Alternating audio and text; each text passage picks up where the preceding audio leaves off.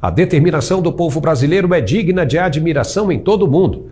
A imprensa internacional está atenta ao que se passa no país e noticia com cada vez mais frequência os avanços das manifestações. Às vezes, as provações são colocadas diante de cada um para que se descubra a certeza do que realmente se quer. E o brasileiro tem mostrado que, mesmo diante das adversidades até meteorológicas, não tem arredado 1 centímetro sequer de suas intenções. Nem sol, nem frio, nem sereno tem feito os manifestantes desistirem de sua causa maior. Na tarde desta quinta-feira, caiu uma chuva forte de granizo atípica em Brasília, com ventos assustadores. Mas os manifestantes pacíficos, em frente ao quartel-general do Exército, se mantiveram firmes e de maneira comovente, ajoelhados, no meio da tempestade, orando pelo que buscam incansavelmente. Chuva torrencial em Brasília, chovendo pedra nesse momento. Agora são 12h30 mais ou menos. E olha aí, os manifestantes orando. Olha que coisa linda, orando pelo nosso país.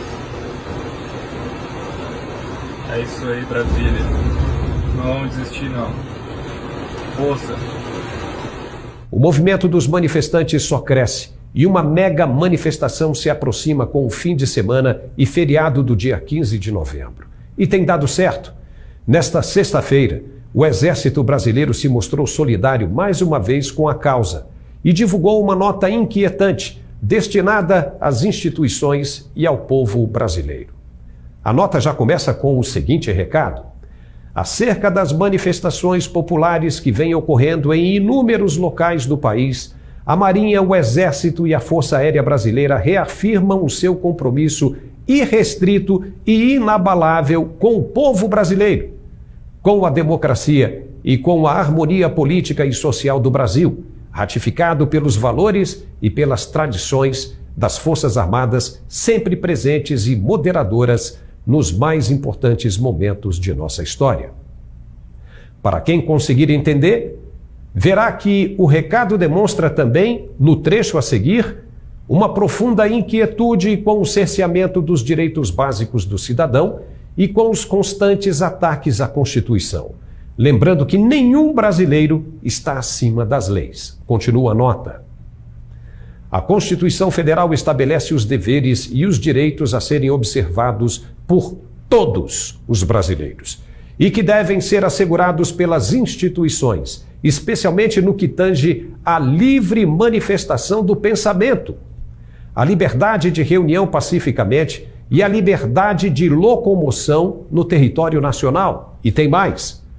A nota diz que, nesse aspecto, ao regulamentar disposições do texto constitucional, por meio da Lei 14.197, de 1º de setembro de 2021, o Parlamento brasileiro foi bastante claro ao estabelecer que não constitui crime a manifestação crítica aos poderes constitucionais, nem atividade jornalística ou a reivindicação de direitos e garantias constitucionais por meio de passeatas, de reuniões, de greves, de aglomerações ou de qualquer outra forma de manifestação política com propósitos sociais. Entendeu? Ninguém está cometendo crime, segundo as Forças Armadas. Isto está mais do que claro, principalmente a observância das forças quanto à destruição dos direitos do cidadão. E entre as funções das Forças Armadas está justamente essa, de restabelecer o que está escrito na Constituição e não está sendo respeitado pelas autoridades constituídas. No relatório do Exército apresentado na quarta-feira, os militares dizem que foram impedidos de fiscalizar o processo eleitoral por ausência de informações prestadas pelo tribunal responsável.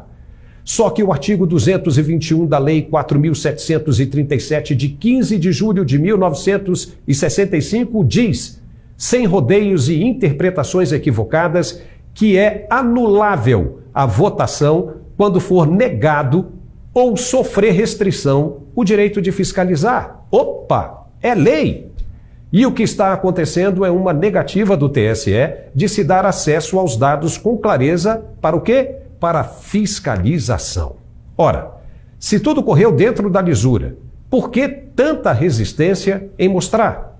A lei diz que, se houver resistência ao esclarecimento, a votação tem de ser anulada. Está na lei. E quem está pedindo para fiscalizar é uma outra instituição federal. O TSE não pode se negar a cumprir a lei. A velha imprensa tradicional está criticando as Forças Armadas pelo interesse em fiscalizar, dizendo que não é competência delas. Mas também, por outro lado, não é competência dos ministros do STF desrespeitarem a Constituição e estão fazendo isso sem a menor preocupação com os resultados. Quando acontece, o povo tem de recorrer a uma força maior que a do Judiciário, para lembrar os ministros que eles não estão acima da lei e que também devem respeito à Carta Magna. E, nesse caso, as Forças Armadas são o representante e protetor do povo brasileiro, que se sente ameaçado pela ditadura escancarada da toga.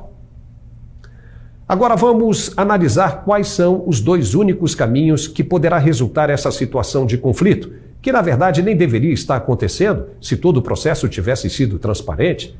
Se o processo é democrático, por que esticar a corda tanto assim, se recusando a mostrar o que tem de ser mostrado por lei? Qual o problema? Por que tanta dor de cabeça? Mas vamos lá. Primeiro, as Forças Armadas pedem informações sobre os dados técnicos do TSE sobre o pleito de 2022. Se o tribunal se recusar a fornecer, estará infringindo a lei e deverá ser punido e a votação anulada. Isso é fato. E qual seria a justificativa do TSE para desrespeitar a lei em caso de recusa de fornecimento dos dados? Só se tiver com medo de alguma coisa bombástica para comprar uma briga desse tamanho. Isso não é aconselhável. Mas, caso o TSE respeite a lei e forneça os dados e os militares confirmam que não houve irregularidades, então o candidato vencedor é diplomado, enfim, sem problema algum, e tudo volta à sua normalidade esperada. Esse é o primeiro caminho. Mas, caso se identifique alguma anomalia, o presidente do tribunal terá de fazer ele mesmo o anúncio à nação, mostrando as irregularidades e cancelando a votação. Caso ele se recuse, poderá ser preso por ser o responsável pelo tribunal e a tarefa ficará com o ministro substituto.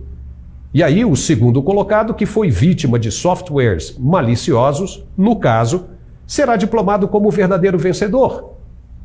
Não há como fugir dessa análise, que está inteiramente, por incrível que pareça, dentro das 4 linhas. Uma dessas duas coisas deverá acontecer, e nenhuma verdade ficará oculta. E aprenderemos, de uma vez por todas, uma lição que foi dada há mais de 2000 anos, a de que quem com o ferro fere, com o ferro será ferido. Compartilhe o máximo que puder, por favor. Obrigado e até a próxima. Uai, seu app de vídeos curtos.